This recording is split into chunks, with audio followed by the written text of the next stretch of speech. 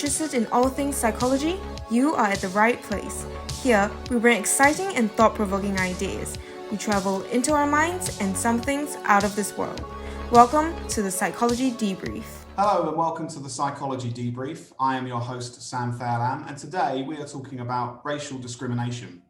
I'm joined by, firstly, Dr. Tatiana Lau. Tatiana works on research that concerns inferences and consequences of group membership and how they affect intergroup relations. I'm also joined by Dr. Thora Bjornsdottir. Thora works on how issues of kind of group membership can influence social perception, particularly concerning facial perception.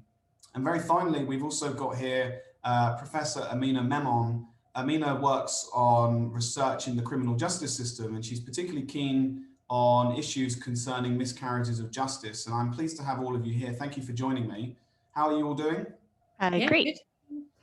Great. So I was just going to say before we kind of get started, I appreciate obviously when this actually gets released, it won't necessarily be the week of the Euros, but I think given what has just happened this week with, unfortunately, England lost the Euros, which was disappointing to us English fans, but unfortunately the outcome of that was a tirade of racial abuse directed at our young brave players who unfortunately stepped up to take a penalty, but unfortunately missed and couldn't bring the trophy home. Obviously, I think that's a sort of timely reminder that even in sort of 2021, and as much as we like to think that, you know, we live in an advanced, sort of civilization, that, you know, racism is still a commonplace issue. And I think it's an appropriate point just to pick out on, I think, the real importance of such a topic. So I'm really pleased to have the three of you here so we can kind of get a bit of an understanding about maybe various factors that influence issues of racial discrimination. And obviously all of your work in some way has related to some of these issues. First of all, I just wanted to start with Tatiana. Obviously your work mostly directly relates to factors that can influence racism. So maybe from some of the knowledge that you have from other research in the area or research that you've directly conducted yourself, I just wanted to ask what you think are maybe some of the key drivers behind racial tendencies, so sort of the kind of exhibition of racism that we might see in everyday place. Yeah, totally. I mean, I think that, two theories or frameworks really come to mind here. The first is social dominance theory, which was first proposed by Jim Sidanius, may he rest in peace, as he passed about 2 weeks ago. Basically, the idea of this theory is that in every society, right, we form groups, and basically through a scramble for resources, what happens is that you end up having some groups dominating over others, right? That is to say that you have hierarchies. The dominant group has an keen interest in maintaining this hierarchy that they sit atop, right? And I think it's a particularly nice theory because it kind of can explain why sometimes you have dominant group members who seem liberal in some cases, but also very conservative in others, particularly because they're keen on, maintaining that hierarchy. And you might also have minority group members, or subordinate group members, I should say, who, if they are high on what he calls social dominance orientation, may also have an interest in perpetuating the systems and the hierarchy that basically keep their group down. And I think it generates a lot of really interesting hypotheses, which distinctly relate to racism. Another framework that I always like to reference is, of course, the stereotype content model, and this was developed by Susan Fisk. And the idea here is that, we perceive groups in relation to ourselves along two key dimensions, and these are dimensions of like warmth and competence. You can see it perhaps from an evolutionary standpoint, where historically people might ask if another person based on what group they belong to, can this person help me or not? And is this person going to be nice to me or are they going to hurt me? And so based off of this, you end up getting different quadrants, if you will, if you imagine these two axes, and you can end up drawing, 4 different quadrants. And based on where groups are perceived to lie along these two axes, this then elicits different behavioral responses towards these different group members that, can also drive racism. Yeah, and so just picking up on the issue of stereotypes, obviously the kind of prevailing stereotypes surrounding Black individuals tend to be rather negative. And I mean, for example, the research that I have done previously on Islamophobia, it's kind of got a similar kind of theme where the prevailing stereotypes of that group tend to be negative and tend to therefore be quite strong drivers of prejudice. But of course, I think there is to some degree maybe there's a sort of level of difference between how many people necessarily utilize or stereotype according to certain groups. So some research that at least I'm familiar with, some people who have certain personality constructs like high need for closure or personal need for structure, they tend to be people that maybe often rely upon stereotypes. Is that the kind of assessment that you often find in literature on racism as well, or is it kind of slightly different? To a certain degree, but I think, at the same time, stereotypes can be, sorry, I guess there are two responses to this. First of all, I think stereotypes can be negative, but they can also be, um, I guess, ironically positive, right? So I'm thinking of people tend to stereotype a or assign negative stereotypes to Black people. But when we think about Black athletes, right, we then tend to assign, say, the superhuman or Superman stereotype, right, where it's this idea that Blacks can take on more physical pain and therefore are more elite athletes or whatever have you. Which is, you could construe it as a positive stereotype. I certainly wouldn't, but it is an unfortunate. Side effect of something that on the surface may seem like a positive stereotype. But that said, I think we're all capable of applying stereotypes. I'm not sure if there may be certain personality types that are more prone to applying them, but I think we're all capable of applying them at the end of the day. Yeah, I mean, I think that you raise a good point. I think some perspectives on stereotypes would say that in some respects they do serve a kind of valuable function for us as humans. They do simplify quite a kind of complex world that we live in. Obviously, there is the kind of the kind of bad product of that is that sometimes they seem to then maybe be drivers of prejudice. So if I'm understanding you correctly, it seems to be that perhaps a lot of us do tend to go about our daily lives utilizing stereotypes to some degree, but there are some cases where they can particularly be quite malicious in a kind of intergroup arena. Is that what would that be kind of Yeah, exactly. And certainly, positive stereotypes can also be malicious in a way too. Sorry to expand on that. Like the model minority stereotype on the surface seems positive because but as we've seen, it's a precarious place to be with all the anti-Asian hate that's going on, in Western countries as a result of COVID. Sure, and I think also that you're familiar with some research looking at sort of economic scarcity and how that can also drive levels of racism at different times. Yeah, absolutely. Yeah. I mean, yeah. So Amy Crush has work that basically shows that when you put people through feelings of economic scarcity, so in her case, has she shows people how much money they may have to play with, and in some cases the pie is completely full. In some cases the pie is only half full, and she uses this to induce feelings of economic scarcity, and this actually leads people to perceive Black faces to be even blacker, or it can also make them faster to associate images of Black faces with images like guns and other pictures of objects that are related to crime. Which is So a bit scary, right? Because it's like, to go back to your earlier comment, it's not necessarily about personality types, right? But it's also about the situations that we're in that can lead us to demonstrate, if you will, or exhibit a racist response. yeah, and I was going to just mention that point myself. It seems to be, and I was wondering therefore, because when we think about the last sort of 10 years or so, I mean, it wasn't that long ago that we had the economic crisis. That was just over 10 years ago. But then also COVID has now come along, and that has obviously caused some economic problems. I kind of wonder then, I don't know if there is evidence to suggest that those kind of examples that I've just kind of suggested may be in part driving prejudice and therefore racism wax and wanes with that kind of social context. Would that be correct or not? Yeah, that would be definitely a hypothesis to an empirical question to investigate. But yeah. Great, thanks. And so I want to just now ask Thora, some of your work obviously involves how we sort of perceive basis, and specifically I think there is a bit of literature looking at sort of race-related biases in kind of face perception. So I'm just kind of wondering precisely what are these kind of race-related biases in sort of face perception? Yeah, so a lot of these biases relate sort of to some of the stereotypes that Tatiana mentioned. So there's kind of two primary types of stereotypes that have been tested a fair amount within sort of social perception research and how that relates to perceptions of race.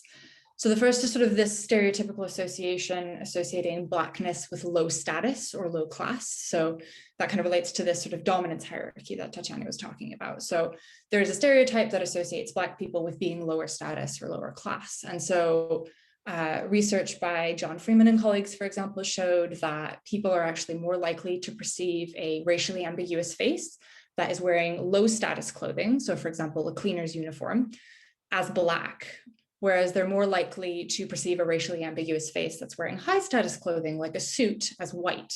So this indicates that there's this very strong race status association, particularly among white perceivers. And so the other research has built on this. So for example, there's work by Ley and Bodenhausen that looked at specifically people's mental representations of people of different sort of social status. And they essentially found that people who are particularly prejudiced towards the poor, they visualize the poor as Blacker than people of the middle class or wealthy people. Whereas people who don't sort of have high levels of economic prejudice, they still imagine wealthy people as white, but they don't necessarily differentiate between the middle class and the poor by race. So this basically just demonstrates that there is just this very clear association stereotypically between Blackness and lower status, and then this actually then ends up affecting people's perceptions of others. But maybe the more sort of insidious stereotype that affects people's perceptions as well is the stereotype of Black people as threatening. So this is one that has been studied really quite extensively because it affects so many of our perceptions. And one way that this was looked at is basically in the realm of emotion perception. And it sort of might seem a bit obvious that of course we can perceive emotions from all sorts of people regardless of their race, but our levels of prejudice can actually affect how we perceive those emotions. So for example, there's work by Hugenberg and Bodenhausen that found that white participants who were high in implicit racial prejudice, they're actually faster to detect anger in Black faces than in white faces. So they were sort of hyper vigilant and biased to perceive threat in Black faces compared to white faces. So our prejudices can then actually affect our perceptions of other people's emotions. And then sort of on the flip side of that, prejudiced people are also more likely to perceive a racially ambiguous face expressing anger as Black rather than white. But you don't see that kind of bias with other types of emotion expression. So it's specific to this idea of threat being associated with Blackness. I mean, it sounds a bit like then some of this sort of, I guess, kind of suggests or hints at that there are many biases that we do that kind of, I guess, maintain and ingrain our existing prejudices, if that makes sense. Because you mentioned, for example, how people sort of high on implicit prejudice are more likely to react more fastly and detect, say, anger or perceive anger in Black faces more. So is it kind of a case that, you know, once you kind of hold prejudicial sort of attitudes that there are ways in which you perceive the world that continue just to keep reinforcing that? Is that maybe a fair interpretation of that kind of work? Yeah, no, I think that there's definitely an aspect of a self-fulfilling prophecy there, and that you're going to perceive what you're expecting there. So it's a bit of a confirmation bias as well. So you're expecting to see threat, and then that is what you see. So that kind of then helps reinforce the stereotype that you have of this particular racial group being threatening. But then kind of maybe the more important part in that is then the consequences then that has for your behavior. So not only are you perceiving this group of people as more threatening, but then that affects how you behave towards those people. So like, for example, there's very classic work now on sort of the first person shooter bias. So people are more likely to shoot an unarmed Black man versus an unarmed white man in a first person shooter simulation. Because again, this association with threat and this tendency to perceive threat in Black individuals, people are then more actually likely to shoot this unarmed person if they're Black versus when they're white. Yeah. And kind of, there's also kind of more recent research though showing that again, more on the perceptual side as well, that people are biased towards seeing Black men as actually physically larger and more threatening. So this again ties back to the stereotype of threat. But then people will actually perceive Black men as physically larger and stronger than equivalent white men just from their facial appearance. But then the most important part of that as well then is then people, if they do show this biased judgment in terms of size perceptions of Black men, that actually then predicts their justification of a use of force against a Black man, for example. And that's something that we see reflected in real life. So this is something that has real world detrimental consequences. And this is an excuse that has been used, for example, by police officers who have killed men. So this idea that this man was large and likely to overpower them, and therefore this is used to justify that violence. Yeah, and I think obviously when we move to Amina, we'll obviously start to see a little bit more about some of these racial issues coming out in issues of criminal justice. I think it's really interesting to see how these issues in face perception play out in the way that people react. Particularly, obviously, you mentioned police officers and how they approach sort of criminal suspects, and it's kind of interesting to see the sort of psychological data seems to bear out what we've unfortunately seen repeatedly in the news with young Black individuals unfortunately losing their lives through sort of mistaken, well, in some cases mistaken misidentification of weapons, but obviously in other cases just aggressive use of force. I'm also wondering, therefore, to some degree, does this mean that sometimes in criminal justice settings, would it lead to perhaps Black individuals receiving sort of more harsher sentences and that sort of stuff as well? So in sort of criminal sentencing scenarios, it seems to be a slightly more subtle form of racial bias there. So basically there's research by Blair and colleagues that they looked at actual inmates' criminal records, and they looked at their criminal histories and what sentencing decisions had been made. And they found that given equivalent criminal histories, Black and white inmates received roughly equivalent sentences.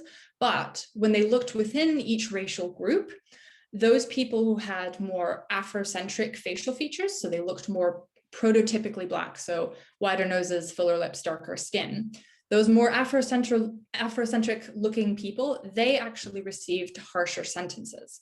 So that represents a slightly more subtle form of racial bias. So it's still a racial bias, but because it doesn't manifest itself in these categorical terms, so it's not that Black people will necessarily receive harsher sentences.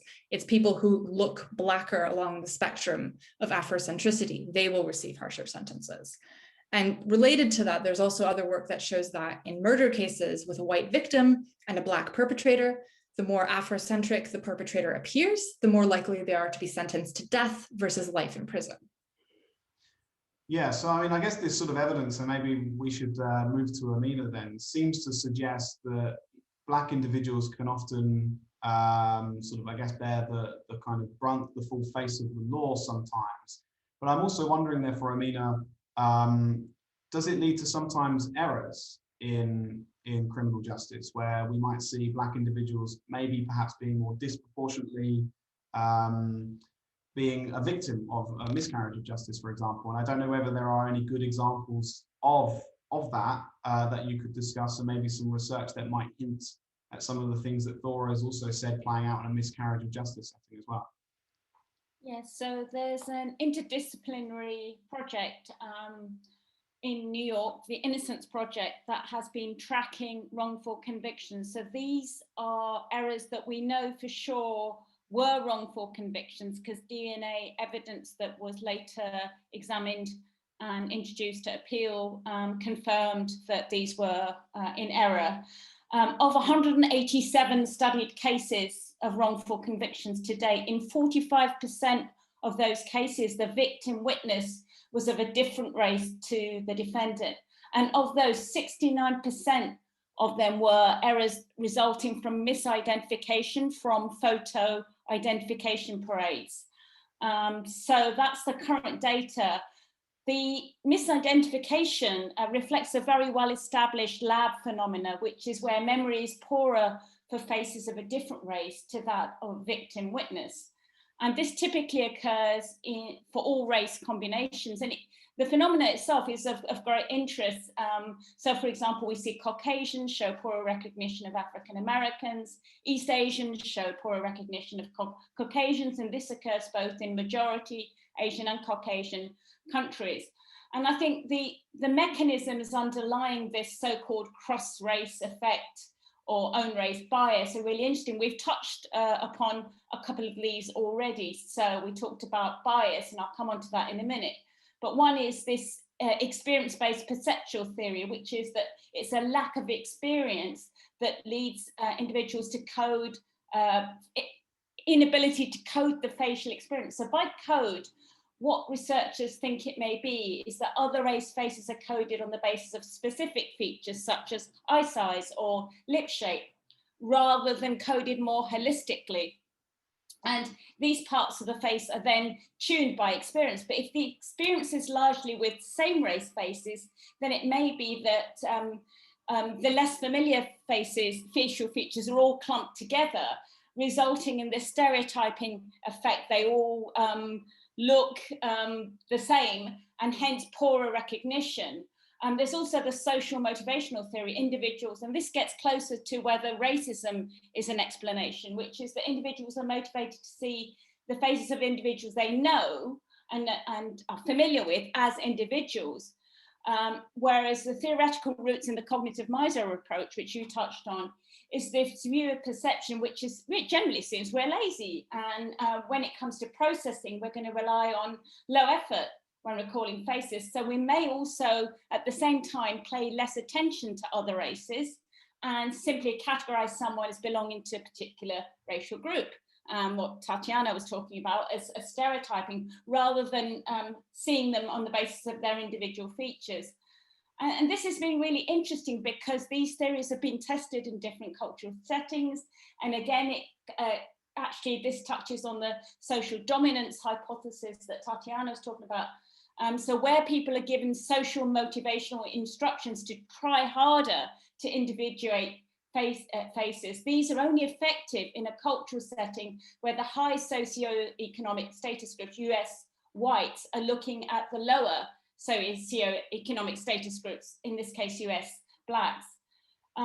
But where Asians and Caucasians are of equal economic status, it seems that the level of contact with other races is important. But even when it comes to contact and having experience with other races, you still see the cross-race effect occurring. And, you know, is it that it's our negative attitudes that is resulting in these sorts of errors and miscarriages of justice? And this comes to a point that Thora was just making about threats, and perhaps African Americans are just based on their facial features and not just their size, are seen as more threatening. And there was a really interesting study that was published last year by Vitriol and colleagues, which found in the study of face recognition of black faces by US whites, implicitly activating concepts related to crime before these faces were encoded actually impaired perceivers' accuracy and identification. So this is really interesting. So that's the kind of background. You asked me to describe an actual case. There is one that's very well documented and has been a part of a film and a book now. It's the case of Ronald Cotton. So in July 1984, there was a robbery and an assault. Jennifer Thompson was at home. She was in bed at night. It was very dark. A man assaulted her. The same intruder then sexually assaulted another woman. The primary evidence in this case was eyewitness identification from a lineup. Jennifer actually identified Ronald Cotton. It was only in 1987, 3 years later, that Cotton was given 2 convictions for rape and burglary. He received a life sentence. And then 10 years later, after having served 10 years in prison and having proclaimed his innocence throughout, DNA evidence, semen, was matched to another convict. This convict had confessed some time ago while in prison that he had committed this, the 2 sexual assaults. So this was then examined, and Cotton was then released in 1995 he was given £10,000 compensation. He actually got to meet Jennifer Thompson, and it was quite interesting, her reaction. She said she expressed utter disbelief that the man that she had picked, this African American, was innocent. And she's quoted as saying, "I studied every single detail of his face, and I was confident that I'd picked the right guy." And this gets to another point, which is even here, where you've got someone who's highly confident, she has made an erroneous identification. So I think this is quite a good example of racial bias potentially having an effect on the criminal justice system. And there are a disproportionate number of African Americans in the Innocence Project database. And I think it's really interesting to look up kind of why those errors occurred. Yeah, and I mean, it's been fascinating to hear everything that the three of you have said, you know, concerning your own research areas and how racial biases play an important role. I'm just wondering then, as a kind of final point to kind of round off this discussion, because I think it is something that obviously it's really important that we try as a community and a society to address. And I appreciate that there's unlikely going to be a one-size-fits-all solution, or anything that you're going to be able to say in the next few minutes is really going to, you know, really solve some of these quite messy, complicated problems. And I suspect perhaps in different respects, you might have different ideas that pertain to your own research area. So we'll start with Amina first, but what is maybe the kind of key way? You mentioned contact as being something that perhaps can improve some of the things, although you stated it doesn't seem to completely alleviate the problem. What is the kind of one way that we can try and reduce miscarriages of justice? And then maybe if we go to Tatiana and Thora for a sort of similar way in how they might think that we can overcome some of the problems that they've observed in their own research. Yeah, I think, you know, it's very important not to place too much weight on eyewitness evidence alone, and look at how adopt good procedures for collecting eyewitness evidence, making sure lineups aren't biased, so making sure if someone's seen a photo of a suspect, they don't later get shown a live identification parade or a video parade, because they may be basing their recognition not on the person they saw at the scene of the crime, but the photo they were shown earlier. These are simple things of following appropriate guidance, double-blind lineups where the investigator doesn't know the position of the suspect in the lineup array. I think the contact hypothesis does have problems. Obviously, it's really important, this notion of individuating faces and not simply having contact, but without removing the stereotype of not trying to process the faces. And there's some evidence that holistic processing facilitates accurate face recognition. So the jury's still out on the role of contact, but obviously it is important to have contact to dispel myths and stereotypes, I think, and that's another way we can go. Brilliant. And so Thora and Tatiana, I don't know which one of you might want to offer an idea first, but you know, what would you suggest as a way in which, as a society, we can try and improve some of these issues? What would you reckon is the kind of best way to approach some of these problems that we've been talking about today? Yeah, I mean, as Amina said, like, intergroup contact is certainly something that has been shown to be important, and that's certainly not going to solve everything. But like, if you isolate yourself from other racial groups, you're never going to improve your attitudes towards them. So having specifically positive intergroup contact is something that is quite important. So that's certainly one part of it. But I also think it is important to acknowledge that the sort of prejudices that people hold and the stereotypes that they have about different groups, they aren't just individually held, they're culturally ingrained. And I think part of sort of addressing that, a step to addressing that, is acknowledging that these things are culturally ingrained and that it isn't just up to individuals to change their attitudes. We do also have to change how, as a society, we treat different groups of people, and how we stereotype them and how they're portrayed culturally and in the media and things like that. So I think that just acknowledging that this isn't just like an individual issue, it's a societal issue, is definitely a large part of it as well. Yeah, I really love that point, because I think that it kind of hits a little bit at, I think there's a tendency sometimes for people to push the blame of racism onto a select few, rather than maybe to ignore, you know, kind of acknowledge maybe broader role that maybe in part we all indirectly play as a community in perpetuating some of these issues. So I think that's a really nice point about how we need to come together. We can't necessarily just push it on. You know, I kind of think of Zimbardo and his kind of thing about, you know, a few bad apples. You know, if we were to kind of take that kind of classic quote that he says. So I like the idea. Tatiana, very finally, what's your sort of way in which you think we should be trying to address some of these problems that we've talked about today? Yeah, I mean, I think certainly, I think Amina and Thora have touched on two very crucial points, right? Like one is that it's up to us as individuals, but also it's about the systems, right? It's about the systems that we endorse. It's about the systems that we propel, and that keeps the cultural aspects up that again propel racism. I think the one thing that keeps me slightly hopeful though is that we have to remember that um, the boundaries, right, of social groups of race are contextual in nature, right? Like if we think about, say, who was considered white 200 years ago, that excludes a lot of Western European countries now, where we would say people who are from these countries are considered white. And so this sort of context dependence across time of these group boundaries makes me slightly hopeful that over time, maybe through more coalitional type initiatives that perhaps bind people of different races together, perhaps we can then uh cross over, if you will, and see people of other racial groups as concrete in-group members. And yeah. Yeah, and I like that as a point to finish on, maybe a slight beacon of hope in what times it feels like a bit of a bleak world that we live in. Thank you, all three of you, for sharing your insights into some what seems like very fascinating research areas. I really appreciate the time that you've taken today to communicate some of your ideas. And thanks for being on the show. Thanks, Sam. Thanks. Thanks. Thank you. Bye. Thank you for watching the Psychology Debrief. If you have any suggestions for new topics, quizzes, or any other content psychology related, feel free to get in touch via email or Twitter. Don't forget to like, share, and subscribe. Bye!